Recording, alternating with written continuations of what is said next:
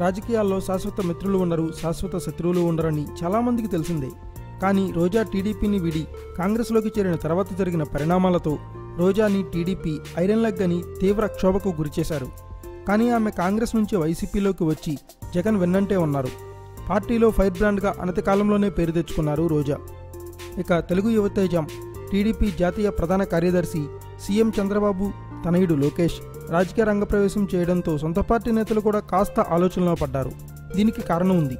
చిన్నబాబు రాజకీయాల్లో ఎంట్రన్స్తో తమ జాతకం ఎలా ఉండబోతుంది అని చాలామంది తెలుగు తమ్ముళ్ళు ఆవేదన చెందుతున్నారు. తాజాగా రాజకీయ జ్యోతిష్య పండిట్ వేణుస్వామి కూడా లోకేష్ వల్ల టీడీపీకి రానున్న రోజుల్లో అనేక అడ్డంకులు వస్తాయని తెలిపారు. దీంతో సొంత గుట్టు మనుషులు కూడా కాస్త ఆలోచనలో పడ్డారు.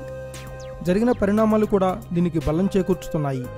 లోకేష్ నామినేషన్ వేసిన వెంటనే చంద్రబాబుకు సుప్రీంకోర్టు నుంచి ఓటుకు నోటు కేసు నోటీసులు వచ్చాయి. తర్వాత ఒక ఇంటర్వ్యూలో తాను చేసిన ఎన్నికల ఖర్చు వ్యాఖ్యలపై కోడెలకు నోటీసులు వచ్చాయి. తర్వాత గంటాకు నోటీసులు. ఆస్తుల స్వాధీనంతో టీడీపీకి కూడా కంగుతింది. పార్టీ నేతలు బహిరంగంగా అనకపోయినా అంతర్గతంగా మదనపడుతున్నారట. దీంతో వైసీపీ ఎమ్మెల్యే రోజా కూడా టీడీపీ నేతలకు ఏమి జరిగినా లోకేష్పై సెటైర్స్ వేస్తూ మాట్లాడుతున్నారు. లోకేష్ కూడా టీడీపీకి ఐరన్ లెగ్ అని బాగా ప్రచారం జరుగుతుంది సోషల్ మీడియాలో.